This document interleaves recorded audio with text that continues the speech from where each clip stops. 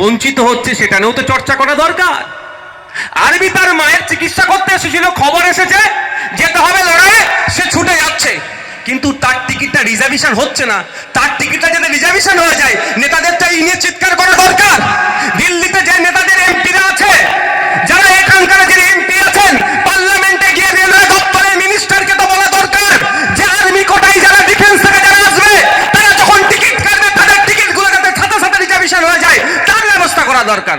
সেইগুলো বলবে না, সেইগুলো তো কেউ জানতে পারবে না, তো সিম্পাথি পাবে না। তো এখানে বলছে তেরেঙ্গা ঝান্ডা, 100 বার তেরেঙ্গা ঝান্ডা করো ভাই, নিয়ে করো, র্যালি করো, কিন্তু আর্মিদের যে সমস্যাগুলো আছে, ডিফেন্সে যারা আছেন, আপনারা দেখেছেন মিডিয়া এসেছিল, একজন ব্যক্তি ওই ডিউটিতে জয়েন করতে যাচ্ছিল, তাড়াহুড়ো ছিল, টিকিট কাটতে পারেনি, তাকে ফাইন মেরে তাকে নাকি আবার বলছে জেলে ফেলে দিয়ে দেবো টিটিটা, যদিও টিটিটাকে সাসপেন্ড করেছে। তাহলে এই সমস্যা হবে কেন ভাই? যদি আর্মি কোটাতে বা ডিফেন্সে যারা আছে তাদের কোটাতে টিকিট কাটো, সাথে সাথে তুমি তোমার রিজার্ভেশন পেয়ে যাবে, তাহলে সমস্যা মিটে যাবে। এইগুলো তো আপডেট করতে হবে।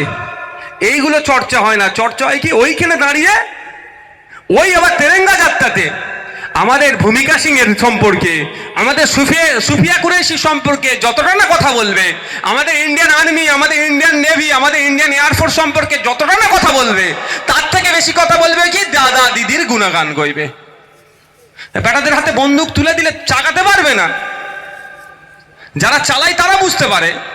ফাইটার জেটগুলো যারা রাফেলগুলো নিয়ে গিয়ে দুম ধাক্কা ফেলে দিয়ে আসলো, তারাই বুঝতে পারছে, যা দেশের জন্য জীবন তারা উৎসর্গ করে দিচ্ছে। তাদের বেশি না চর্চা হয়ে কে কত বড় নেতা তার গুণগান চলছে, এরা আমরা বিরোধিতা করছি।